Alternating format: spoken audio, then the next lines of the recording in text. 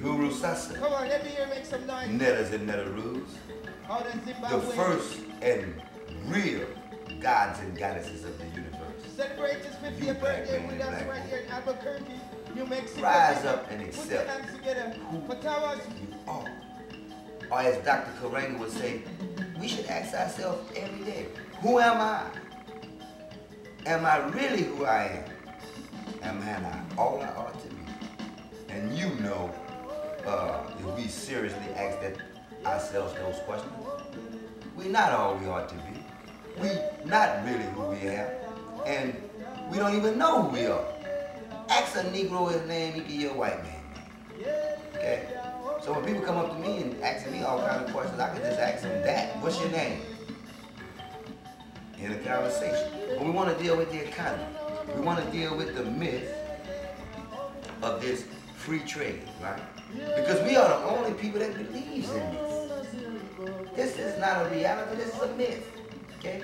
Now let's look at, because we don't see ourselves as a nation, okay? And we just want to be a part of the devil's civilization, right? How we are exploited, right? Now, the economy, it's not based on money at all. It is based on cooperation. They had economists long time before you had something called money, okay? Paper, right? Federal Reserve notes, okay? It's a debt. Can you spend your car note or house note? You did the same thing. You can't even spend a Federal Reserve note, okay? When it was a silver certificate, you could go to the Federal Reserve and demand your silver. Try that with that note and see what they tell you. But we want to deal with the economy and why it's so essential that we see ourselves as a nation, right? Now, when I look at free trade, okay, and I look at how nations trade with other nations, no nation in its right mind lets another nation take all the wealth and don't give nothing back.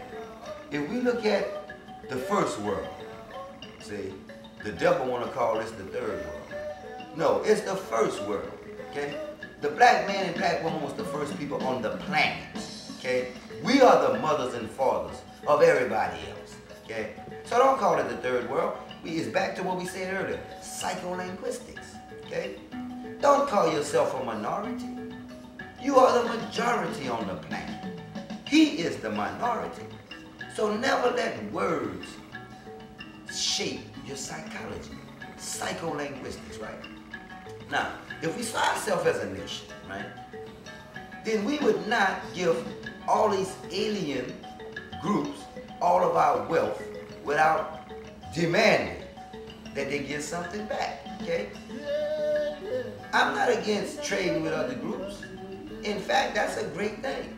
But if we trade with them, they must trade with us. It can't be one-sided. Now, great examples of this is the Chinese, British, the Opium Wars, right? They fought 2 wars behind so-called free trade. The British was hooked on tea. The Chinese said, you want this tea? Then you got to pay us in silver and gold, okay? The British said, well, hey, you got to buy something from us. They say, look, we don't want anything you got but silver and gold. What began to happen to the British economy, okay? When all of the British wealth was leaving Britain, going to China, and they wasn't getting anything back, then the British infrastructure began to suffer, okay? They had no wealth to build the schools, the museums, the libraries. See, we don't want any libraries. We got to build truth buildings, okay? But they got a library. That's where they tell their lies and they tell his story, okay? We got to move away from that and set up our own independent institution. But anyway, let's get back to this economy, the myth of free trade. So all the British money is leaving their nation, going to China.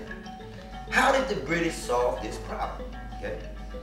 They hooked the Chinese on opium. Since they was in control of Turkey and those areas, and they was in control of all of the poppy fields.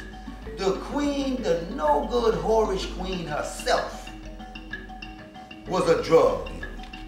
And they were selling opium to the Chinese. And when the game switched, now all of the Chinese money was going to the British.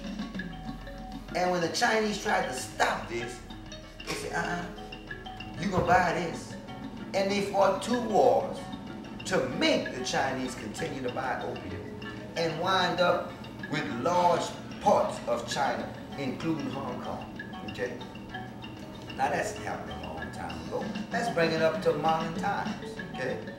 With the American democracy and the Japanese, okay? Japanese selling all of these cars, flooding this nation with foreign cars. And all of this nation's wealth is being exported into Japan, right? How did the devil deal with that? Said, we're going to put a tariff on you, a tax. That if you're going to bring these cars in, you got to pay a little bit extra. But the Japanese was so efficient, they was able to pay the tariff and still close GM and Ford and Chrysler. What was the devil's next move? When the tariff didn't work, they say, look, unless you are willing to build these cars right here in this country, they forced them to build factories in this country because they would not let a foreign power put their people out of work, okay? So they forced them to build up factories and hire displaced workers in this country in these Japanese plants, or threaten them, okay? Consequences, cost-benefit analysis to build factories and hire their people, displaced workers, or threaten to not let them sell another car in this country. Okay? That's how real nations operate with other nations. But see, since we want to be caught up in all of the myths, you know, we the only people believe in free trade. You can't tell me where to spend my money. I spend my money where I can get the cheapest bargain.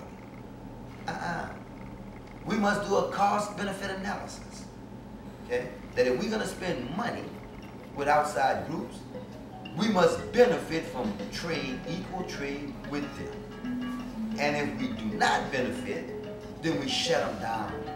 We run them off of our borders. And we don't support them, okay?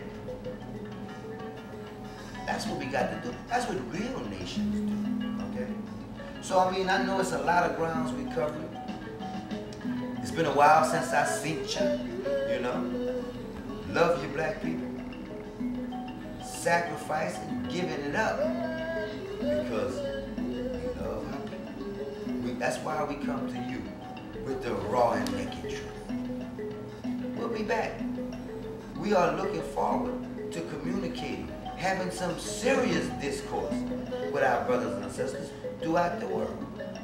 In the words of St. David Walker, we are calling on black people throughout the world to rise up and resist white supremacy. They are vulnerable today. Banks are falling, white banks are falling around the world. The white civilization is in crisis. Let's not be the ones to prop them up and hold them up and stand them back up so they can get a stronger grip over our children and grandchildren and those not yet born. Okay? I know it's going to be a lot of black people who going to feel sorry for the European when he's in the gutter. Not today. So until next time. Ifa Wewe, we love you, black man and black woman. You Hulu Sasa.